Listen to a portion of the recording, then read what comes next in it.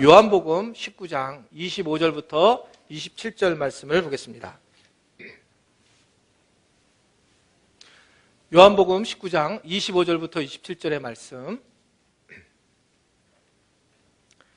우리 옆에 분들 인사하겠습니다. 여러분 예배를 같이 드리는 게 축복이라고 이렇게 하시면 돼요. 반갑습니다. 함께 예배드림이 축복입니다. 이렇게 인사하겠습니다. 반갑습니다. 함께 예배를 드림이 축복입니다. 하고 인사하겠습니다. 표정이 아니라는 것 같은데 이게 표정도 그렇게 하세요. 자, 요한복음 19장 25절부터 27절의 말씀, 우리 말씀 한 목소리로 말씀을 읽도록 하겠습니다. 다 같이 읽겠습니다. 시작. 예수의 십자가 곁에는 그 어머니와 이모와 글로바의 아내 마리아와 막달라 마리아가 섰는지라. 예수께서 자기의 어머니와 사랑하시는 제자가 곁에 서 있는 것을 보시고 자기 어머니에게 말씀하시되 여자여 보소서 아들이니라 하시고 또 그 제자에게 이르시되 보라 내 어머니라 하신대 그때부터 그 제자가 자기 집에 모시니라. 아멘. 네, 우리 주님 사랑하시는 분들은 아멘 하시길 바랍니다. 교회가 참 많이 있습니다. 한국에도 많이 있지만 여러분 외국을 나가봐도 참 많은 교회들이 있습니다. 근데 외국에 나가서 예배를 드린 분은 아시겠지만 교회라고 예배라고 똑같은 교회도 아니고 똑같은 예배도 아닙니다. 실제로 열방에서 드리는 예배들은 많이 다른데 중국에 있는 교회들은 일반적으로 예배를 드리면 설교만 기본적으로 3시간을 하는 거예요. 거의 하루 정도 설교를 하는 경우도 있고 그렇게 예배를 드린다고 합니다. 그리고 또 우리가 보면 발칸이라든지 러시아 종교는 예배가 뭐냐면 화상, 성화 같은 거 있는 데에 가서 촛불 하나 켜놓고 키스 한번 하면 그게 예배예요. 그게 예배입니다.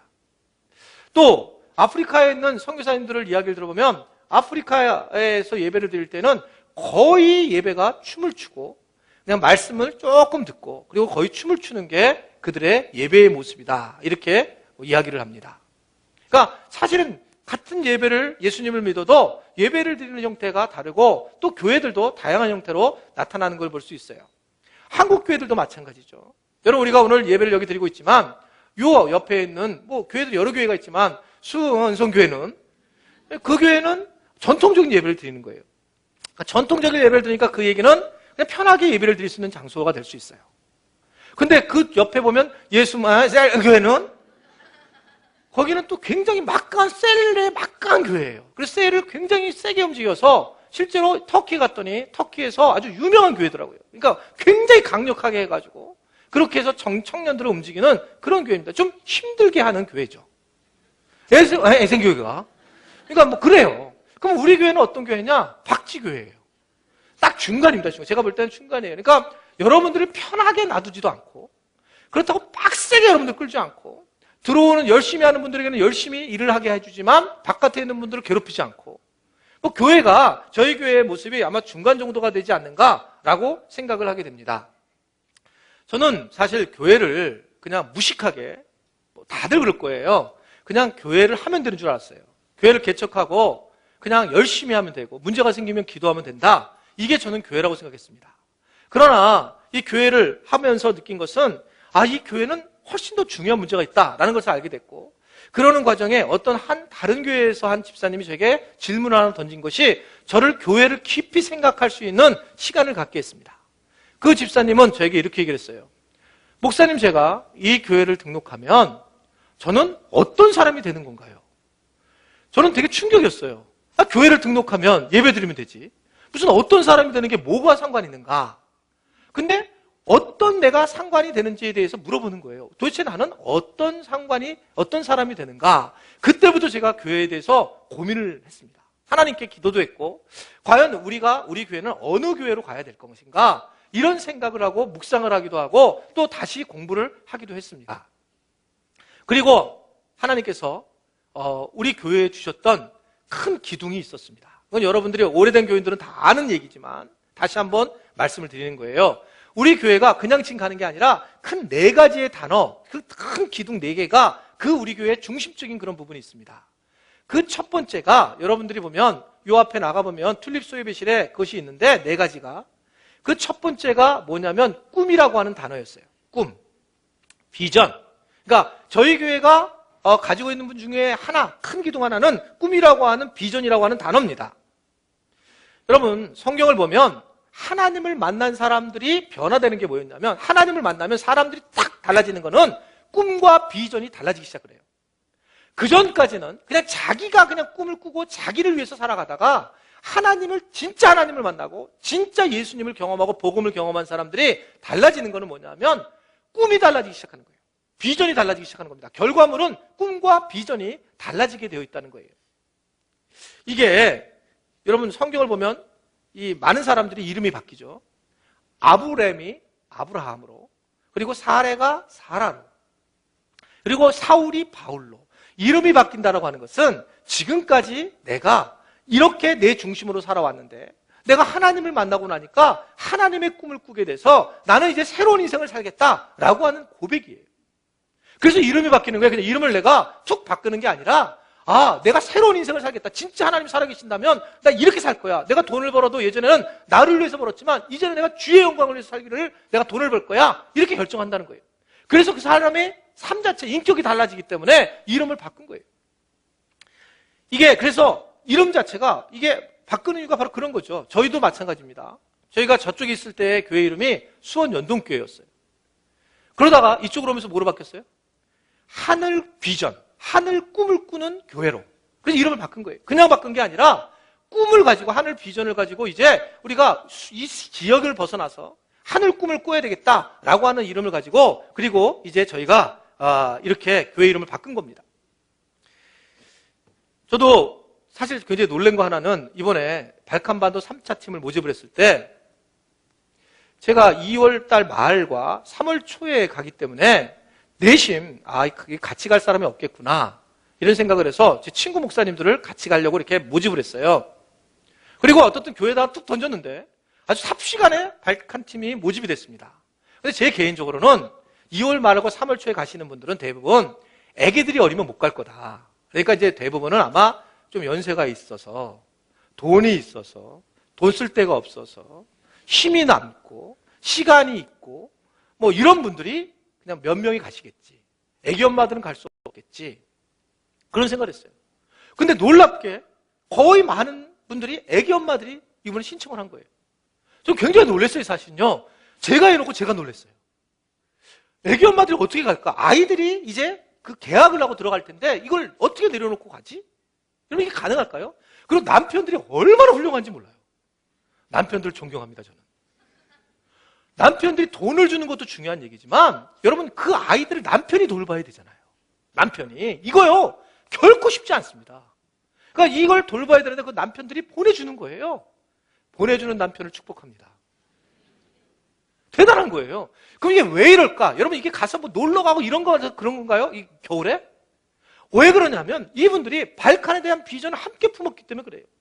그러니까 꿈을 꾸기 때문에 꿈을 꿀 때에 우리의 환경을 벗어나고 우리의 지경을 벗어나고 하늘 꿈을 꿀 때에 내 환경과 내가 정해진 룰을 벗어나서 하나님의 일을 한다라고 하는 것을 여러분 믿으시기를 바랍니다.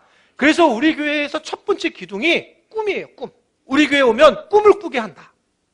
지금까지 그렇게 살아왔지만 꿈을 꾼다. 이게 첫 번째 저희 교회의 단어입니다. 기둥이에요.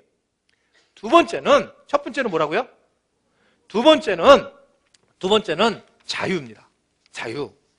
자유라는 단어예요. 이 자유라는 것은 예수님이 아예 말씀하셨어요. 예수님께서 요한복음 8장 32절에 이렇게 말씀을 하셨습니다. 한번 읽어볼게요. 다 같이요. 자, 시작. 진리를 알지니 진리가 너희를 자유롭게 하리라. 진리를 알지니라고 하는 그 진리는 여기서 예수님인데 예수님을 아는 것 자체가 너를 자유롭게 할 거다. 그래서 우리에게 주님은 주신 게 뭐냐면 예수님을 만나고 나서 우리에게 주신 것은 자유예요. 그래서 예수님을 믿는 사람들은 자유로워야 되는 거예요. 그러니까 예수를 믿고 복음을 만나고 이랬을 때 변화되는 거, 우리에게 주신 것은 자유다. 내가 자유를 하려고 너한테 줬다. 이렇게 말씀을 하는 겁니다. 여러분, 저는 진짜 예수님 믿으면 자유해야 된다고 생각하는데 제가 모태신앙이잖아요. 어렸을 때부터 교회를 다니면서 정말 이건 지금도 제가 너무 죄송스러운 얘기지만 제일 싫어하는 사람이 누구냐면 교회를 열심히 다니는 사람이었어요. 교회를 열심히 다니고 새벽 기도를 열심히 다니는 사람이 제일 싫었어요.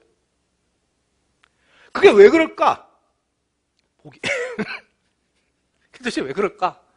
진짜 교회 다니는 게 싫을까? 그게 아니라 진짜 굉장히 하나님을 만난 사람들은 그분들이 성품이 변화야 되는데 그게 아니라 눈만 빨개가지고 무서운 거예요. 그러니까 이분들을 만나면 너무너무 무서운 거예요. 그러니까 특별히 뭐 금식하고 내려왔다 그러면 웬만하면 피해야 돼요. 주일날 이렇게. 안 만나려고.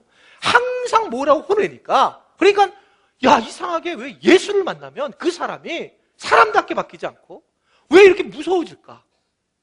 그러면서 아니 이 교회만 오면 그러니까 오히려 위축이 되고 오히려 자유롭지 못하고 어려워지는 그런 모습을 많이 보게 되더라 말입니다.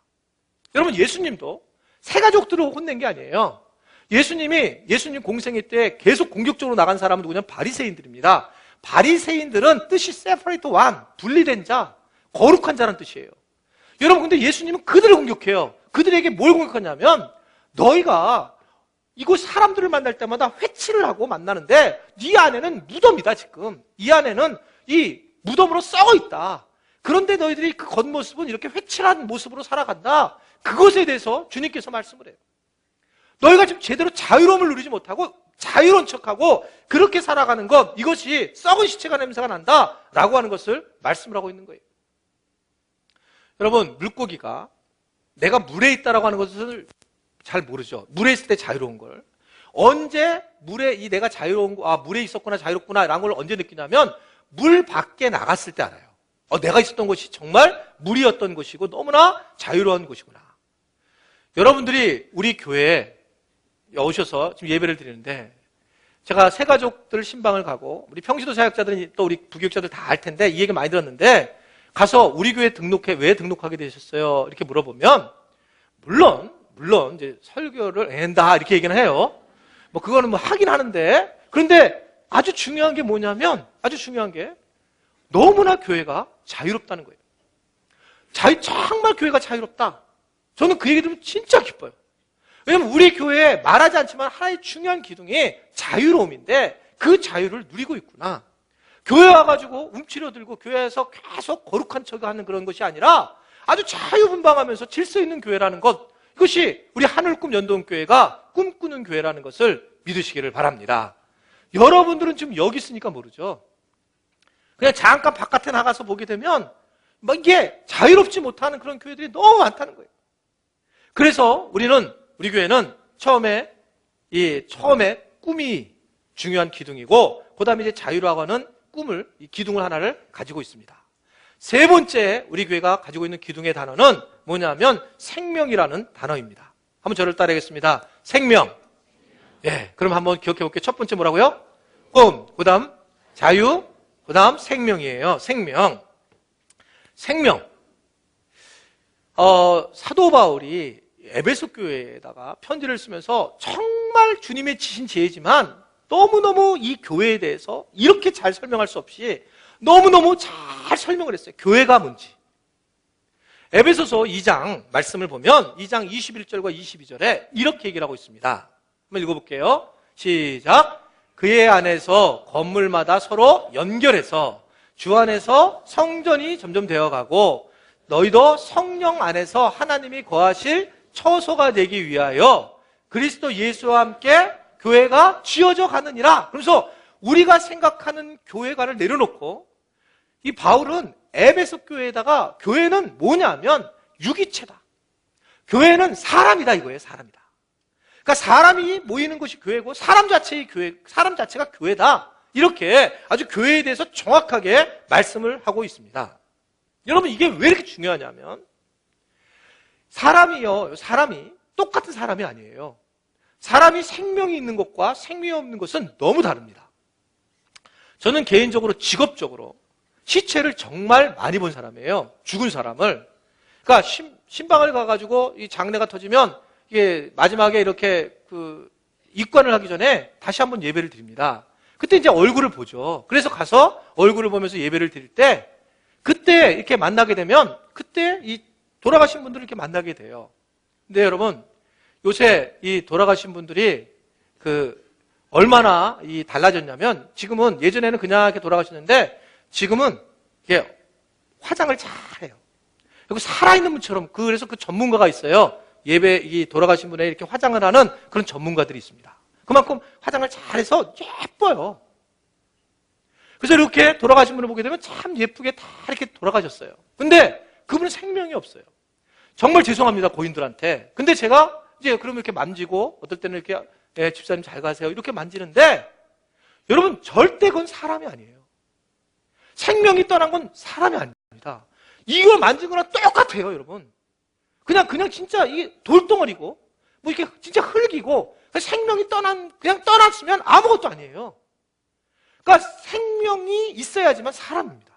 그러니까 생명이 없으면 아무것도 아니란 말입니다. 교회 안에, 만약 교회가 생명이 없다, 그건 교회가 아닌 거예요. 교회가 생명이 있어야지만, 생명의 삶이 살아야지만 교회가 되는 것이지, 만약에 교회 안에 생명이 떠나가면 그건 교회가 아닌 거예요. 예수님도 그래서 뭐라고 얘기하냐면, 예수님도 당신을 스스로 표현할 때에 나는 길이요, 진리요, 뭐라고 그래요? 생명이라고 표현하시는 거예요.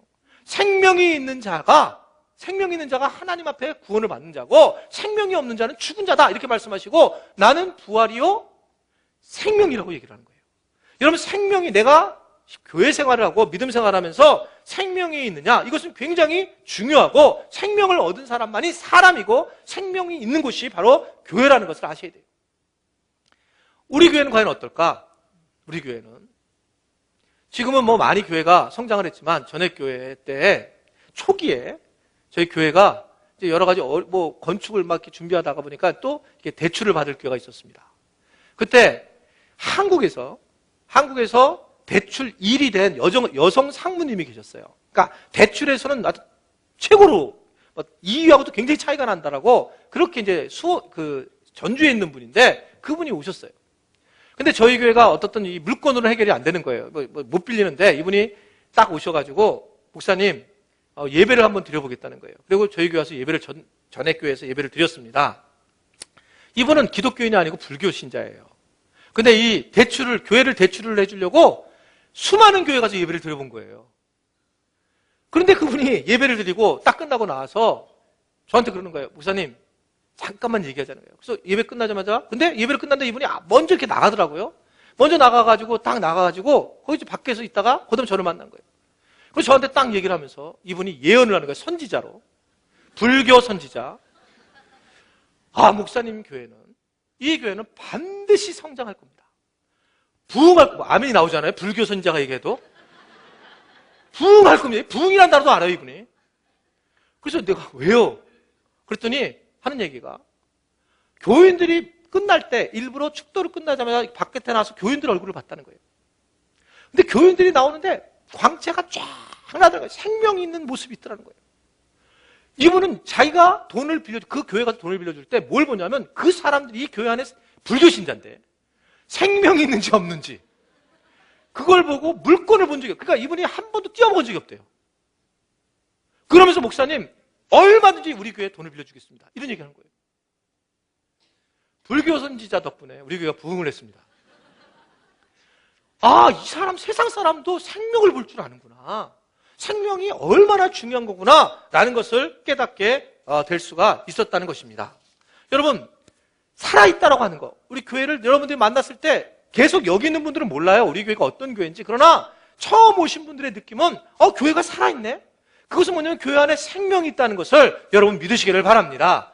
내가 모르니까, 내가 이곳에 살고 있으니까 잘 모르는 거지, 실제로는 많은 사람들의 그런 고백이에요. 그러니까 교회는 생명이 있어야 된다. 자, 처음에 뭐라고요? 꿈이라고 하는 기둥. 두 번째는 자유로워야 된다. 세 번째는 생명이라는 기둥이 있어요. 네 번째는 공동체라는 단어의 기둥입니다. 공동체가 중요한데, 하나님은 아담을 처음에 창조하고 난 다음에, 아담을 보고 난 다음에 혼자 있는 게 보시기에 좋지 않았다는 거예요.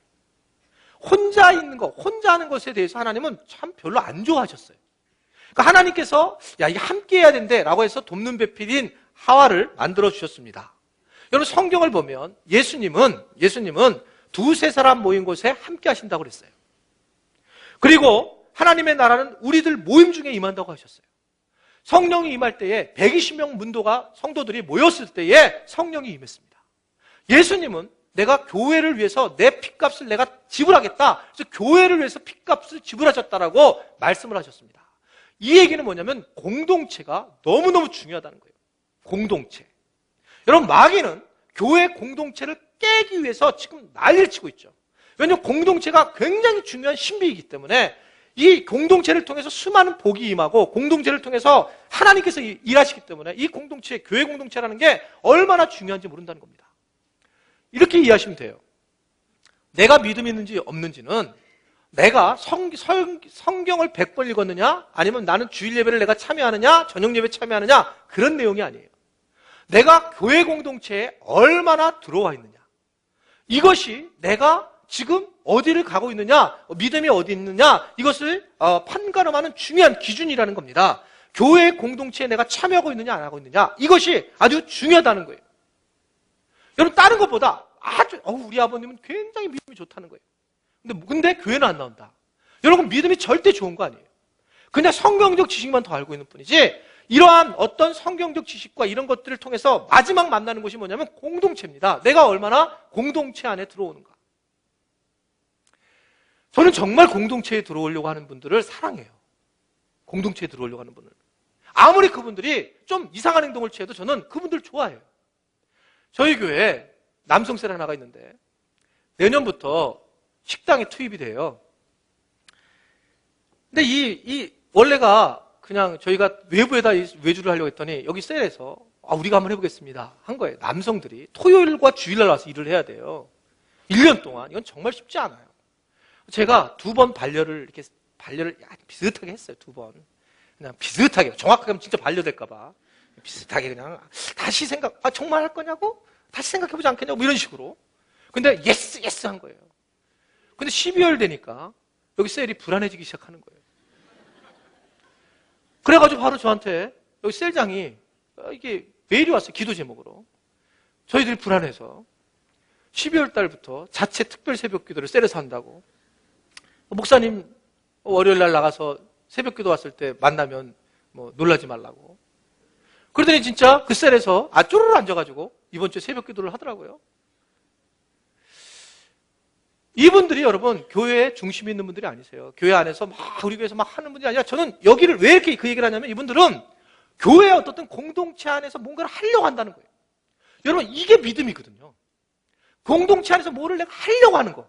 근데 이게 막 바깥에서 뭐를 하려고 하면 아무 의미 없는데, 공동체를 중심으로 뭐를 세워져 나가려고 하는 그 마음 자체가 굉장히 중요하다는 거죠. 여러분, 그래서 우리가 아무리 이 믿음이 좋아도 공동체 예배를 안 한다든지 공동체에 참여를 하지 않는다면 좀 문제가 있어요. 내 신앙에 지금 문제가 있구나, 이렇게 생각하셔야 돼요. 자, 우리 교회는 그래서 이렇게 4가지 기둥이 있습니다. 다시 한번 정리할게요. 뭐요? 꿈, 자유, 생명, 공동체. 이 4가지 기둥을 가지고 지금 교회가 세워져 나가고 있어요. 이 교회가. 자, 그런데 이렇게 세워져 가고 있는데 이런 교회를 만들고 싶은데, 그런데 좀 구체적인 게 도대체 뭘까? 여러분, 제가 있는 것이 4층인데 4층에 그 찬양대 연습실이 있는 곳에 딱 들어가면 제가 거기 딱 나와요. 제가 사진에 그림으로. 그림에 이렇게 해가지고 그림이 제가 20년 늦게 나왔어요.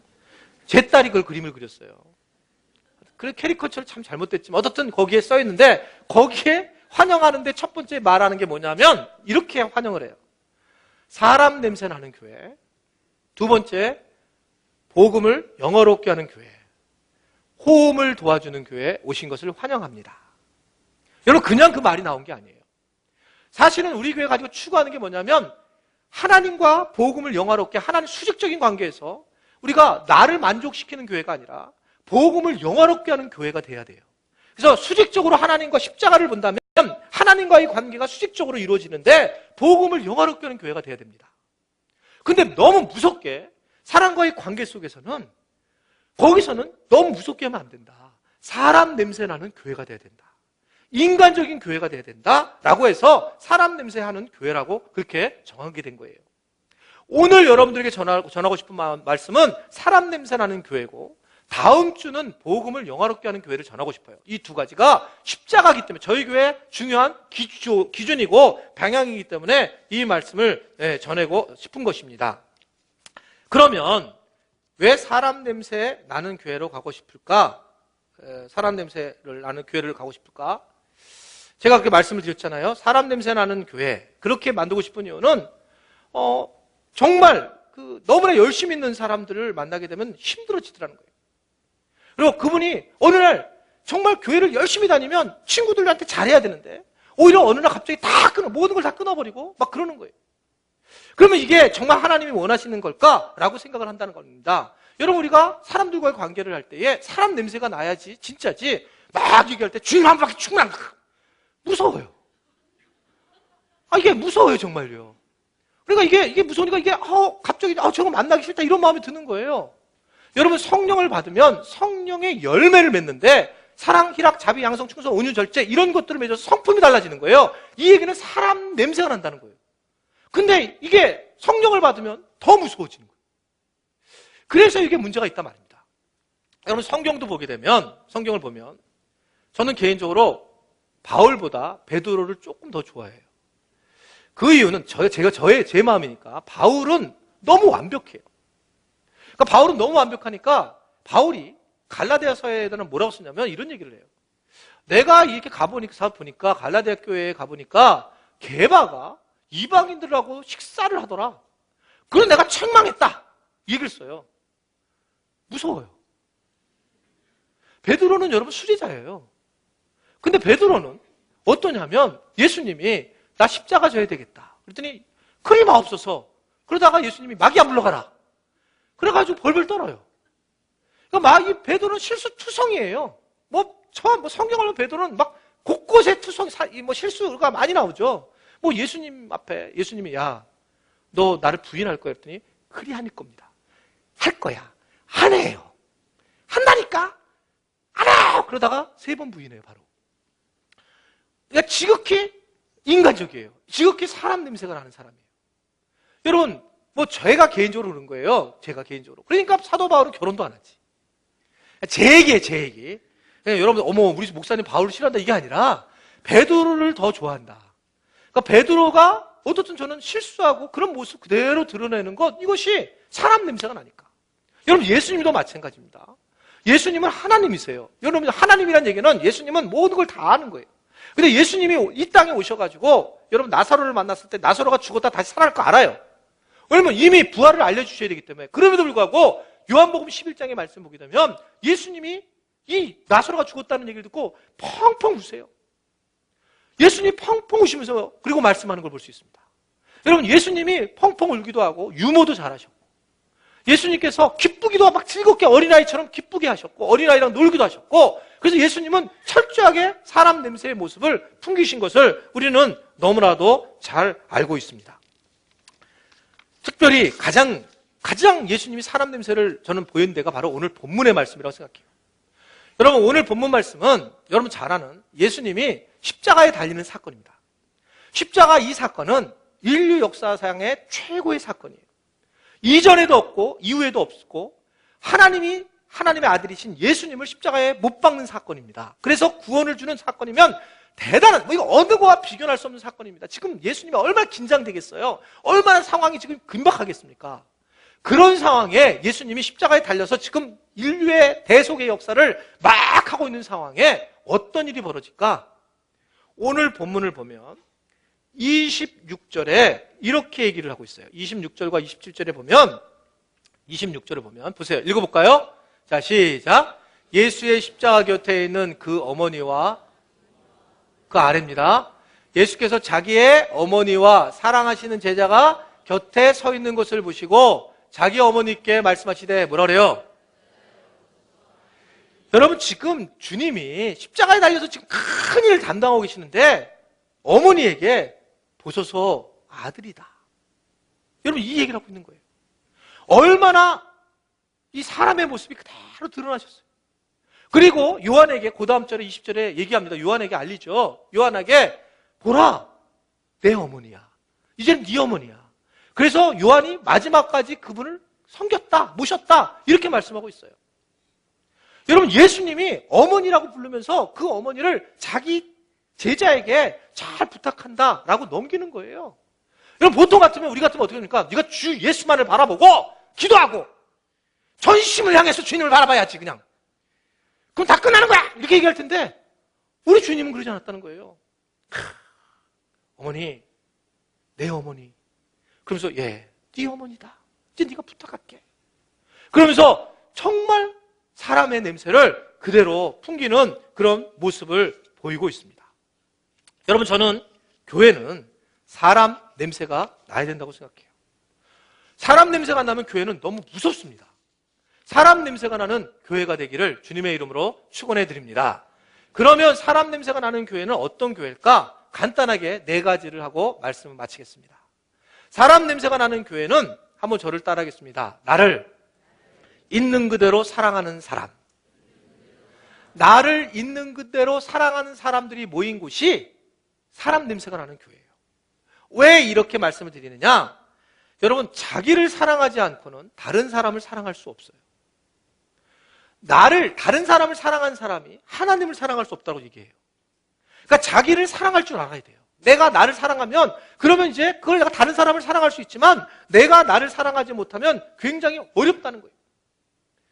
성경 공부 책에 예수님 짤이라고 하는 성경 공부가 있어요. 그 책이, 왜 예수님 짤이 너무나 이게 참 이상하다, 그리고 제목이 이상해서, 거기 저자가 지은 걸 이렇게 내용을 봤더니, 예수님 짤이가, 예수님이 우리를 위해서 십자가에 달려 돌아가셨으니, 나는 얼마냐? 예수님 짤이만큼이다. 그 내용이에요. 여러분, 내가 지금 내 스스로가, 우리의 자아가 죄된 자아죠. 그러나 예수님의 은혜를 통해서 우리가 십자가의 그 놀라운 복음의 은혜를 통해서 구원받았습니다. 그러면 우리는 도대체 어떤 사람이냐? 당당해야 된다는 거예요. 우리는 예수님이 나를 위해서 십자가에 달려 돌아가셨습니다. 아멘이에요? 예수님이 나를 위해서 십자가에 믿으세요? 그러면 예수님이 나를 위해서 돌아가셨으면 내가 어느 정도냐면 예수님의 몸값 정도로 되는 사람이 나예요. 그 대가를 치르시고 돌아가셨다. 이것이, 그래서 내가 예수님을 만나고 난 다음에 내가 얼마나 자랑스럽게 살아가야 되느냐라는 것을 말씀한단 말입니다. 여러분, 마귀는 우리에게 뭘 주냐면 열등감을 줘요. 놀라게 열등감을 줘서 예수님의 자녀라는 걸 잃어버리고 살게 한단 말입니다. 그래서 여전히 우리 자아에 맨날 뭐 잘못하고 맨날 힘들고 맨날 우리를 자랑스럽게 여기지 못하는 그런 삶을 살아가는 것이 우리의 모습이란 말입니다. 여러분, 나는 참 괜찮은 사람이에요. 예수님이 나를 위하여 십자가에 달려 돌아가셨다는 사실을 분명히 믿으시기를 바랍니다. 우리는 내가 조금 돈이 없고, 내가 좀 늙었고, 내가 조금 배 나왔고, 내가 조금 공부를 못하고, 그래서 계속 나를 학대하게 되어 있어요. 그런데 우리 주님이 원하시는 것은 사람 냄새가 나는 교회를 만들기 위해서는 그냥 내가 있는 그대로 지금 현재의 나를 괜찮은 사람으로 바라보라. 나는 정말 괜찮다. 이렇게 여러분들이 먼저 정리를 할 때에, 그대로 나를 사랑할 때에 사람 냄새 나는 교회가 세워진다라고 하는 것을 분명히 아시기를 바랍니다. 한번 저를 따라했습니다. 나는 참 괜찮다. 아니, 이게 지금 독백하세요? 한번 저를 따라했습니다. 나는 참 괜찮은 사람이다. 믿으시기 바랍니다. 그리고 이것은 굉장히 영적 싸움의 중요한 부분이라는 거예요, 여러분. 이게 쉬운 얘기가 아니고 아주 중요한 부분이라는 거예요. 두 번째는, 사람 냄새 나는 교회는 상대방을 그대로 인정해주는 사람이 모인 곳이에요. 다시 한번 따라하겠습니다. 상대방을 있는 그대로 인정해준다. 예, 상대방을 있는 그대로 인정해주는 게 사람 냄새가 나는 교회입니다. 이 사람이 어찌됐든 간에 있는 그대로 인정해주는 것이 굉장히 중요한 거예요. 제가 전에 교회에 있을 때에 전도사 시절에 목사님들이 교구장이었고 저희가 전도사였어요. 교구회의를 했습니다. 그 교구회의를 하는데 어떤 한 목사님이 이야기를 하는 거예요.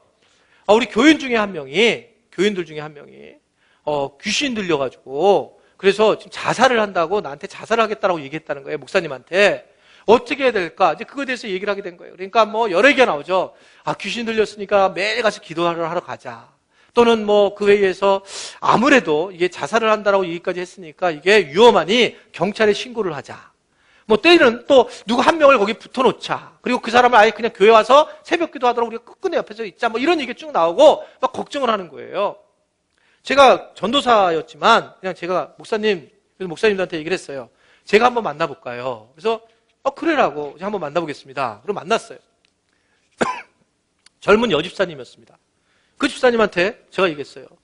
서로 이야기를 했습니다. 그 집사님이 그러는 거예요. 전도사님, 저는 죽고 싶어요. 그래서 제가 그랬어요. 저도 죽고 싶어요. 그랬더니, 그럼 전도사님도 정말 죽고 싶을 때가 있어요? 그래서 나 죽고 싶을 때 1년에 3번씩 있어요. 자살하고 싶어요, 저도요.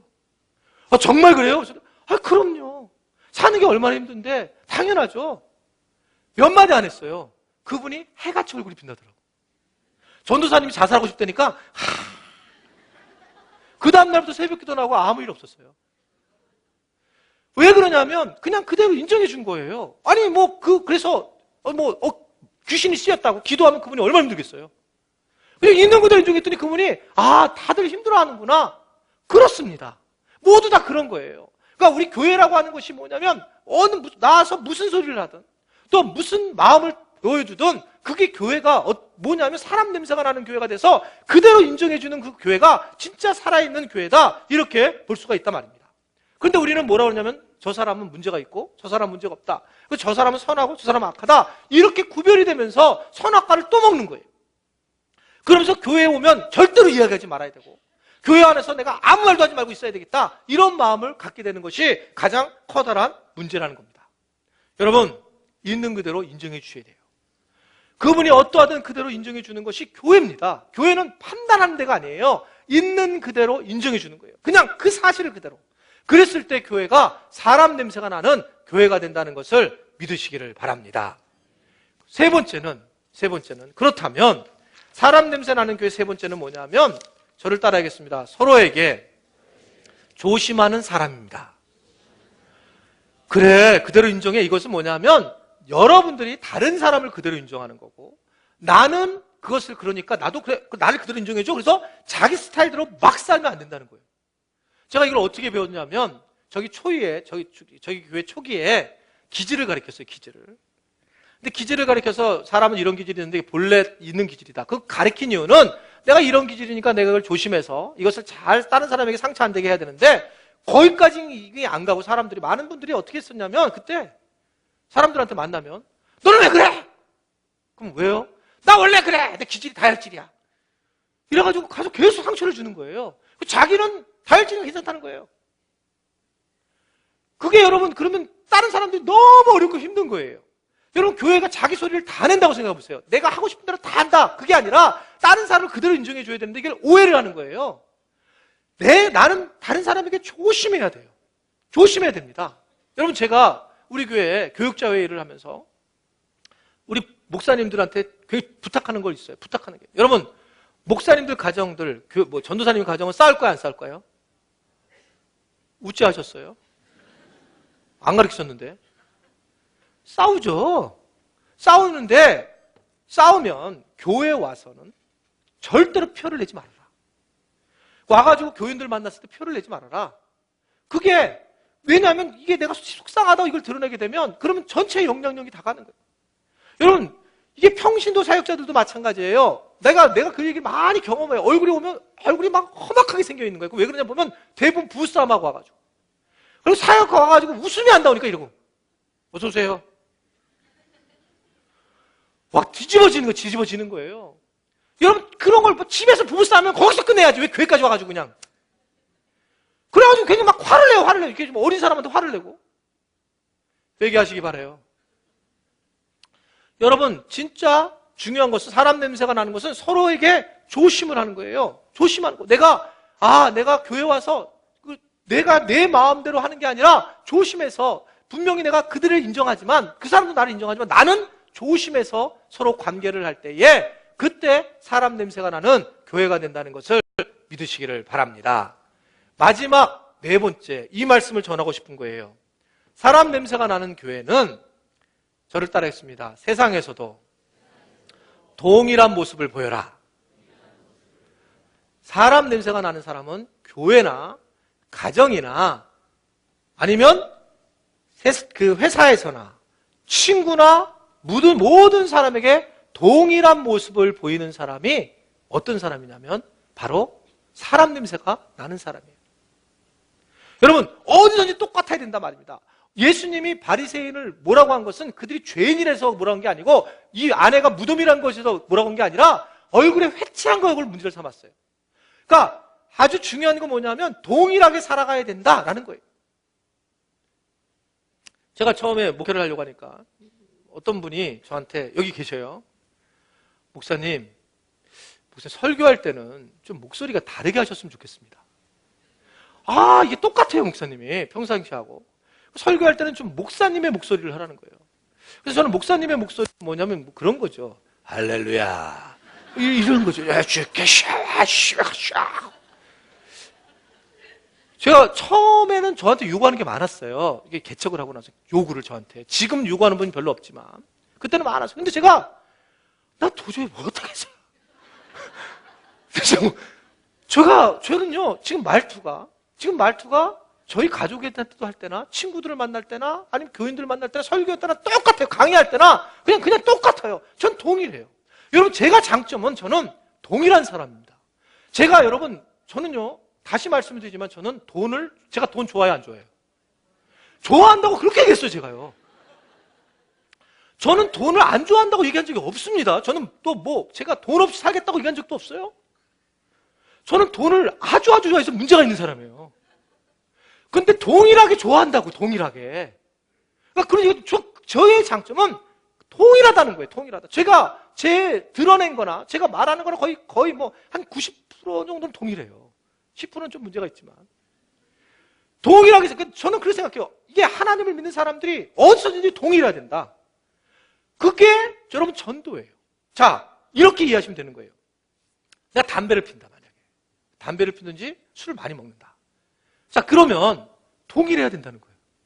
교회 와서 술 마셔야 돼요. 교회 와서 담배 피셔야 되고. 그게 근데 안 되잖아요. 우리 교회 룰이에요. 교인들하고 절대 술 먹지 말고. 교인들끼리 담배 피지 말아라. 저는 여러분 그 문제가, 자, 이게 하냐 안 하냐의 문제를 떠나서 이 사람이 정말 사람 냄새가 나면 동일해야 된다는 거예요. 자, 자기가 회사에서 담배를 피는 사람이라고 친다면 담배를 하나 꼬나 풀 때 딱 담배를 피려고 이제 사람들이 있으면 그때 여러분 그냥 담배 피면 안 되죠. 이게 주님이 주신 거잖아요. 그러면 동일한, 진짜 그분들은 이게 왜냐면 이게 죄라고 생각 안 하니까 그 죄도 아니고, 그러면 담배를 피려면 담배를 한 대 빨기 전에 기도해야지. 당연히 기도해야죠. 주님 감사해요. 기도하면 담배 피던 사람이 뭐 하시냐고. 제가 감사 기도하고 있다고. 나는 이게 너무 당연하다고 보는 거예요. 괜찮다 이거예요. 괜찮다. 그러면 그 사람도 욕하는 줄 아세요? 센 사람 욕 안 해요. 그걸 욕하는 게 아니에요. 그 사람 나랑 같이 한 잔 꺾고 담배 한 대 빠는 사람이 알고 봤더니 집사래. 그런 게 뭐가 집사냐? 그러면서 교회가 교회가 그러니까 그렇지. 그러면서 여러분 주님을 욕하는 거예요. 교회를 욕하는 거예요. 그런데 그 사람이 여러분 생각해 보세요. 담배 한 대 빨 때 기도했는데 교회 다녀? 그러면서 맨 처음에는 뭐라고 할지도 모르지만 여러분 진짜 이 사람은 진짜 신자라고 보는 거예요. 동일한 모습을 보이니까. 여러분 이게 진짜 이 주님이 원하시는 거라면 그냥 동일하게 하라는 거예요, 행동을. 그걸 숨길 때부터 문제가 생기는 겁니다. 그래서 여러분 담배 피는 남편들 끼고 와도 저는 아무 말 안 해요. 그냥 끼고 오세요. 그리고 거기서 껌 씹고 오지 마세요. 네? 냄새 다 나요, 어차피. 그냥 동일한 모습으로 하는 거예요. 여러분 사람 냄새가 난다라고 하는 것은 내가 장로님이니까, 내가 목사니까, 아니면 내가 권사니까 펌 잡는 게 아니에요. 사람 냄새가 나서 그냥 있는 그대로 나는 안 돼요. 저는 장동학입니다. 저는 담임 목사는 제 직분이고 장동학 자체가 저예요. 나를 건들지 마세요. 담임 목사는 건들도 돼요. 근데 저를 건드리셔는 안 돼요. 저는 저니까. 제가 저를 아니라고 얘기한 적이 어디 있어요? 여러분들도 동일하다 말입니다. 어디 가서 동일한 모습을 보이셔야 돼요. 사람 냄새가 나는 교회는 동일한 모습으로 사는 모습이라는 걸 믿으시기를 바랍니다. 그때 판단하지 말라는 거예요. 판단하지 말고 그냥 그대로 인정을 해주고 그렇게 살아갈 때 주님이 알아서 끊게 할 거라는 거죠. 여러분, 그걸 우리가 뭐라고 할 게 아니라 말입니다. 뭐라고 할 게 아니라는 거예요. 그냥 그런데 정직하라는 거예요. 어디서 가든 정직하게.